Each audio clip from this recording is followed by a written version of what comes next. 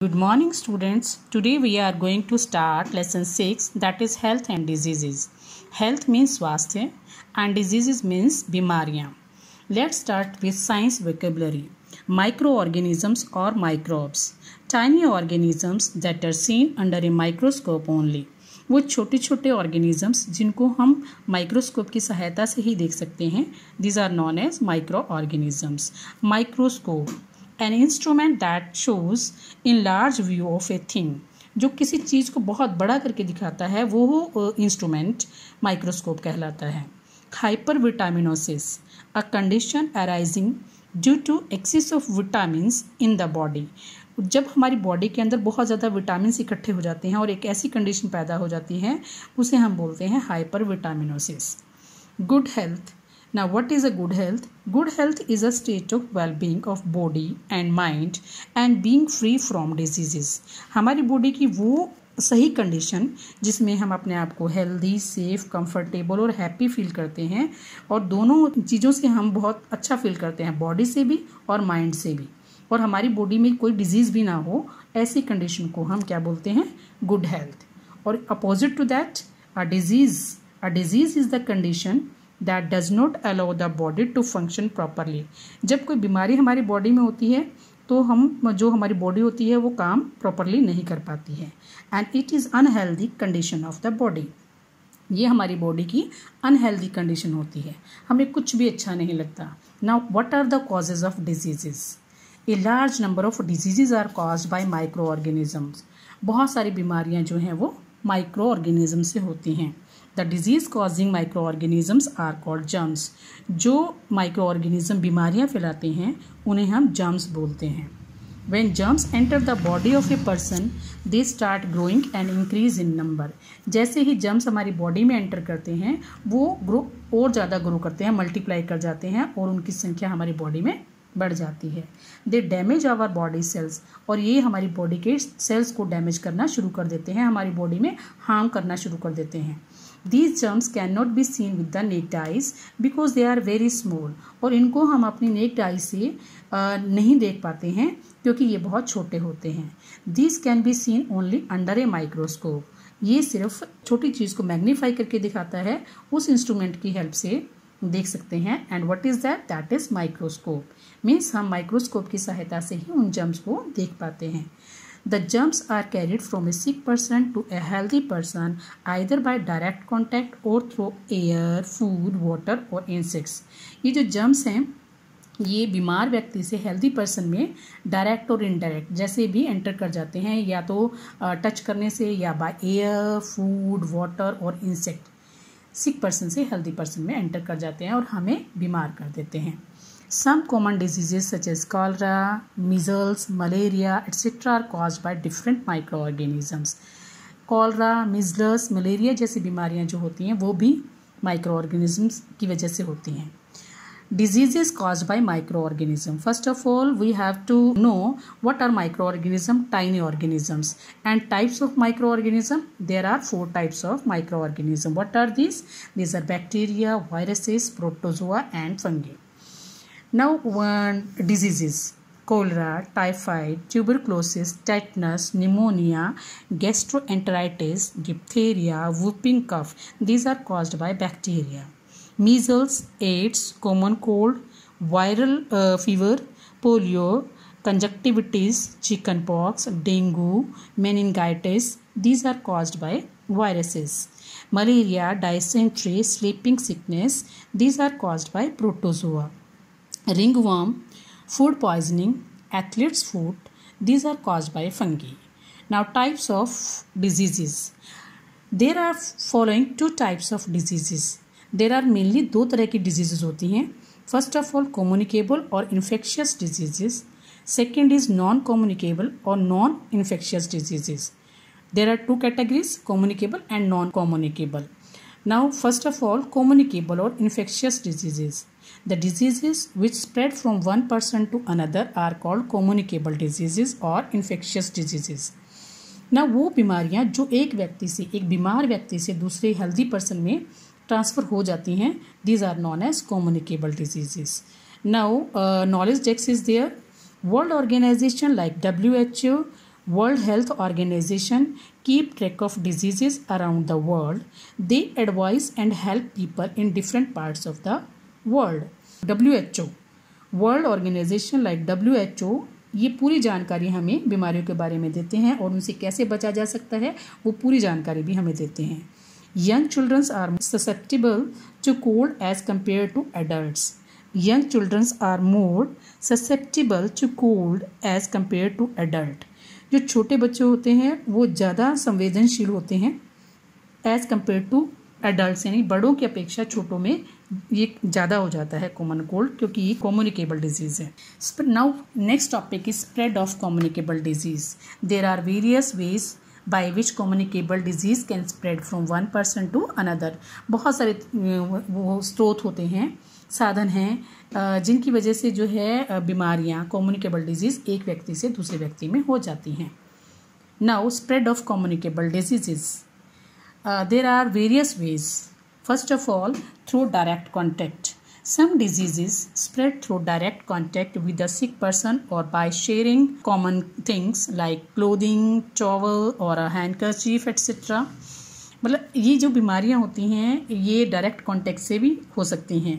जब हम किसी बीमार व्यक्ति की कोई भी चीज़ हम यूज़ करते हैं, लाइक कोई कपड़ा है, क्लोथिंग को यूज़ कर लेते हैं, उसकी टॉवल है वो भी यूज़ करना शुरू कर देते हैं, या उनका हैंकी यूज़ कर लेते हैं, तो उसकी जो जर्म्स हैं वो हमारी बॉडी में एंटर कर जाते हैं. कौन कौन सी बीमारियां जो इससे फैल सकती हैं? Diseases like chicken pox, measles, mumps and ringworm spread through direct contact. ये बीमारियां जो हैं वो डायरेक्ट कॉन्टैक्ट से फैलती हैं. Through air. When a person suffering from a disease coughs, sneezes or spits, the disease causing germs come out into the air and spread all around. कोई भी बीमार व्यक्ति जब खुले में खांसता है, छींकता है या थूकता है तो उसकी बॉडी से जो जर्म्स होते हैं वो बाहर एयर में आ जाते हैं और चारों तरफ फैल जाते हैं. When a healthy person breathes in the air, the germs enter the body and make him sick. और उसी हवा में जब कोई हेल्दी व्यक्ति जो है सांस लेता है तो वो जर्म्स उसकी बॉडी में चले जाते हैं और उसे बीमार कर देते हैं. Common cold, flu and tuberculosis spread through air. कुछ बीमारियां हैं जो बाय एयर फैलती हैं, वो हैं कॉमन कोल्ड, फ्लू, ट्यूबरक्लोसिस जिसे टीबी बोलते हैं, ये भी एयर के माध्यम से फैलता है. Through contaminated food and water. अब जब गंदा खाना हम खाएंगे या गंदा पानी पिएंगे उससे भी जर्म्स हमारी बॉडी के अंदर जा सकते हैं. Food can be source of germs if it is not washed और cooked properly, it is stale और is handled with unclean hands. Food भी जर्म्स का कारण हो सकता है जब हम उसको अच्छे से ना धोएं फ्रूट्स को, या फिर हम उसको अच्छे से ना पकाएं, या जो खाना होता है वो ख़राब हो जाता है और उसको खा लेते हैं, तब भी हमारी बॉडी के अंदर जर्म्स जा सकते हैं. सेकेंडली हमारे जब हाथ गंदे होते हैं, हम हैंड वॉश अच्छे से नहीं करते हैं, जर्म्स हमारे हाथों में होते हैं, तो तब भी हमारी बॉडी के अंदर जर्म्स एंटर कर सकते हैं. Vegetables and fruits should be washed with clean water and stored carefully. Fruits, सब्जी और फ्रूट्स को हमें अच्छे से धोना चाहिए साफ पानी से और उनको अच्छे से स्टोर भी करना चाहिए. Unclean water is the carrier of germs of many diseases like typhoid, food poisoning, diarrhoea, jaundice etcetera. Unclean water means गंदा पानी जो है वो भी जर्म्स का कैरियर बन सकता है, वो भी माध्यम बन जाता है, और उससे वो कौन सी बीमारियां हो जाती हैं? Typhoid, food poisoning, diarrhoea, jaundice. ये बीमारियां जो है गंदे पानी पीने से होती हैं. Through animal bite. एनिमल के काटने से भी जर्म्स हमारी बॉडी में एंटर कर सकते हैं. Some animals also carry germs of different diseases in their body. Some animals also carry germs of different diseases in their body. कुछ एनिमल्स अपनी बॉडी के अंदर अलग अलग बीमारियों के जर्म्स रखते हैं. Their bite may transfer this disease to the victim and hence cause the disease. इनके काटने से भी जर्म्स बॉडी में एंटर कर जाते हैं और बीमारियां फैला सकते हैं. Diseases like rabies spread through a dog bite. Rabies नाम की जो बीमारी होती है वो कुत्ते के काटने से होती है. Next is the through insects. Some insects also carry the germs. Their living organism which carry disease causing germs are called vectors. Insects जो होते हैं, कीड़े मकोड़े, मक्खी, ये जो है ये भी बीमारियां फैलाते हैं. ये ऑर्गेनिज्म वो हैं जो जल्दी से जर्म्स को कैच कर लेते हैं और जर्म्स को एक व्यक्ति से दूसरे व्यक्ति में ले जाने का काम करते हैं, उसे हम क्या बोलते हैं? Vectors. When this vectors bite a sick person, जब ये किसी भी बीमार व्यक्ति को काटते हैं तो दे सक in blood containing germs of this disease, वो उनके ब्लड को सक करते हैं और उसमें जर्म्स होते हैं और इस तरह से वो एक व्यक्ति से दूसरे व्यक्ति तक जर्म्स को ले जाने का काम करते हैं। When the same insect bites a healthy person the germs are transferred to him. Insect जो होता है वो पहले सिक पर्सन को काट गया, उसके बाद हेल्दी पर्सन को काटेगा तो वो जर्म्स सिक पर्सन से हेल्दी पर्सन में ट्रांसफ़र कर देगा। The common diseases spread by insect bite are malaria, dengue etcetera. ये जो इंसेक्ट से डिजीजेस फैलती हैं वो है malaria and dengue. Some insects like house fly carry disease causing germs on their feet. कुछ इंसेक्ट्स जैसे कि हाउस फ्लाई है, उनकी लेग्स में बहुत सारे डिजीज़ कॉजिंग जर्म्स होते हैं। They sit on the filthy garbage in order to get food. जैसे ही वो गंदगी पर बैठती हैं अपना खाना लेने के लिए, वो सारे जर्म्स उनकी लेग्स में हेयर्स होते हैं उस पर अटैच हो जाते हैं। The germs stick to their feet from the garbage. When the same house fly sits on the food और clothing the germs are likely to reach there. जैसे ही वो हाउस फ्लाई गंदगी बैठने के बाद कहीं पर भी बैठती है, चाहे हमारे कपड़ों पर बैठती है, चाहे हमारे खाने पर बैठती है, तो वो जितने भी जर्म्स होते हैं वो सारे उसमें छोड़ देती हैं। And mosquito and house fly are the most common vector. इस तरह से मस्कीटो और हाउस फ्लाई जर्म्स को एक व्यक्ति से दूसरे व्यक्ति में ट्रांसफ़र कर देती हैं। So these are the common vector. House fly and mosquito, these are the common vectors. Prevention of communicable diseases. Prevention means अपने आप को बचाना। क्या आप प्रिकॉशंस कर सकते हैं, रोकथाम कैसे कर सकते हैं? Prevention of communicable disease means अपने आप को डिजीज ना हो किस तरह से बचाया जा सकता है। The spread of communicable diseases can be minimized if a few simple safety measures are followed. अगर हम थोड़े से भी स्टेप फॉलो करें तो हम बीमारियों से बच सकते हैं। The surrounding should be kept clean. अपने चारों ओर जो वातावरण है उसे साफ रखना चाहिए। House waste should be thrown into covered dustbins. घर का जितना भी वेस्ट होता है वो एक कवर्ड डस्टबिन में डालना चाहिए, ना कि खुले में। Body hygiene should be maintained by bathing regularly, wearing clean clothes and washing hands before and after meals. अपनी पर्सनल हाइजीन, अपनी क्लीन बॉडी को साफ रखना चाहिए, रेगुलर नहाना चाहिए, साफ कपड़े पहनने चाहिए और हाथ जो है खाना खाने से पहले भी हाथ धोने चाहिए और बाद में भी धोने चाहिए। Healthy eating habits should be followed. खाने की अच्छी आदतें हमें फॉलो करनी चाहिए। Eat clean food and drink clean water. साफ खाना खाना चाहिए और साफ पानी पीना चाहिए। Uncovered food from a road side stall should not be eaten. जैसे वेंडर्स बाहर खुले में चाट या कोई गोलगप्पा बाहर खुले में रखते हैं वो उस चीज़ को, और वो हमें नहीं खाने चाहिए बिकॉज उनमें जर्म्स हो सकते हैं। So avoid eating uncovered food. Water should not be allowed to collect in और अराउंड द हाउस। पानी को अपने घर के अंदर और बाहर कहीं पर भी खड़ा नहीं होने देना चाहिए, because it is a main source of breeding of mosquitoes. उस खड़े पानी में बहुत ज़्यादा मस्किटो हो जाते हैं। Disinfectants and antiseptics should be used to destroy germs. कीटाणुनाशक जो जर्म्स को मारने के लिए जो हम फिनाइल यूज़ करते हैं पोछे में डाल करके, या एंटीसेप्टिक कोई हमारी वाउंड हो जाता है उसको डेटोल से साफ़ करते हैं, तो हाँ जर्म्स को मारने के लिए हम इनका इस्तेमाल कर सकते हैं। Sunlight is a natural disinfectant. Sunlight जो है बहुत नेचुरल प्राकृतिक जो डिसइंफेक्टेंट है, कीटाणुनाशक है। तो हमें इस तरह से घर बनाना चाहिए कि हमारे घर में सूरज की रोशनी भी आए। Allow plenty of sunlight to enter the house. Keep the house well ventilated. घर में जो है पूरी तरह से हवा का क्रॉसिंग होनी चाहिए। There should be cross ventilation. A doctor should be consulted immediately in case of an animal bite or a disease.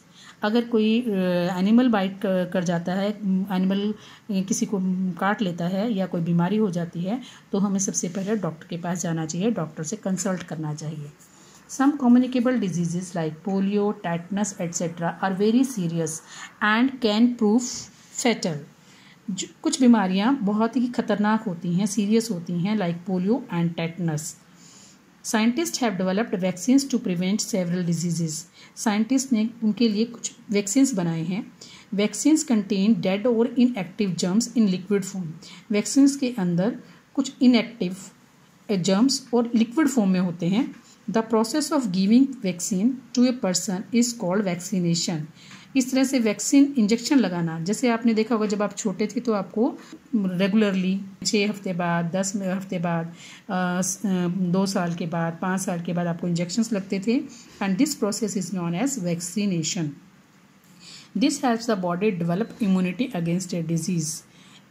ये इंजेक्शन लगाने से बॉडी के अंदर इम्यूनिटी बनती है। Immunity means capacity to fight against germs, यानी कि हमारे अंदर वो ताकत पैदा हो जाती है कि जर्म्स को हमारी बॉडी के अंदर एंटर नहीं होने देते। अगर हो जाते हैं तो हमारी बॉडी उनसे फाइट कर सकती है और हम अपने आप को बीमार होने से बचा सकते हैं।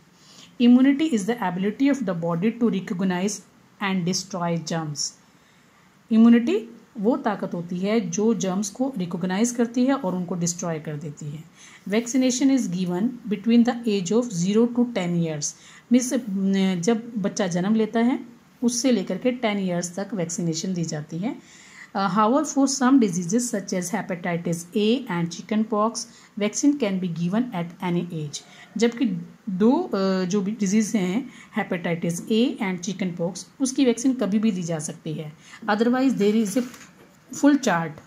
वैक्सीनेशन का एक चार्ट होता है, उसी दौरान उसी पीरियड में हम वो इंजेक्शन लगवा सकते हैं बच्चों को। Vaccination chart, name of the vaccine, BCG and OPV, age at which it is given at birth. जो BCG और OPV का इंजेक्शन होता है वो जैसे ही बच्चे का जन्म होता है तब लगाया जाता है। DPT एंड OPV जो लगता है वो 6 वीक्स में लगता है। DPT OPV again that is 10 weeks. DPT and OPV 14 weeks.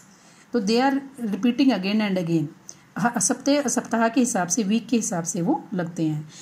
Measles vaccine and DPT and OPV 9 months, booster dose MMR that is 18 months, DT vaccine tetanus toxoid that is 10 to 16 years. Now what is the meaning of BCG? Bacillus calmette guerin. This is the combination of various you can say chemicals. BCG Bacillus calmette guerin, DPT diphtheria, pertussis and tetanus, OPV oral polio vaccine, DT diphtheria and tetanus, MMR measles, mumps and rubella. So these are the diseases and according to this disease, in disease से बचने के लिए scientist ने कुछ vaccines लगाए हैं जिससे कि शुरू से ही बच्चों के अंदर वो इम्यूनिटी पैदा हो जाए जिससे कि आगे चल करके उनको कोई प्रॉब्लम ना हो, बीमारी ना हो और वो स्वस्थ रहें। So all the students follow the preventive measures to protect yourself from disease and be healthy. Thank you. Have a nice day.